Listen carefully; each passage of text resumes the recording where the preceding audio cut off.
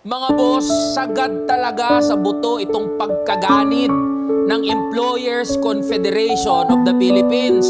Akalain nyo nang tanungin niyang ECOP kung ano ang gusto nilang marinig sa Pangulo sa darating na SONA. Ang sagot ba naman itong demonyong si Sergio Ortiz Luis, gusto nilang matigil yung pagsasabatas ng pagtataas ng sahod ng mga manggagawa o yung tinatawag natin na legislated wage increase. At anuman na pagtatangka ng mga mambabatas, wag na nilang ituloy. Total naman, ibivito na rin yan ni Pangulong Bongbong Marcos. Kung di ba naman talaga sagad sa buto yung pagkaganit mo At ang kapal ng mukha mo para pagbantaan at diktahan ang trabaho namin bilang mga mambabatas na kahit anong gawin namin patungkol sa pagtataas ng sahod para sa kapakanan ng mga manggagawa na bumubuhay dyan sa mga kumpanya ninyo. Walang mangyayari. Total naman, ibibito lang din yan ng Pangulo. Tinatakot mo kami? Hinahamon mo kami ng mga mambabatas? Pinapatay mo yung pag-asa, yung kahit katiting na pag-asa na guminhawa ang buhay ng mga manggagawa? Sige, magkasubukan tayo, Sergio Ortiz Luis.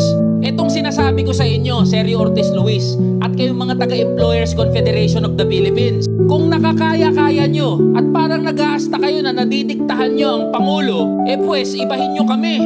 Hindi kami atras at sa katunayan, naka-file na yan yung legislated wage increase. Hindi lang isa, hindi lang dalawa, kundi maraming mga mambabatas ang sumusuporta sa legislated wage increase at handa ang mga manggagawa na sumuporta at lumaban para doon sa karapat-dapat na taas sahod para sa kanila.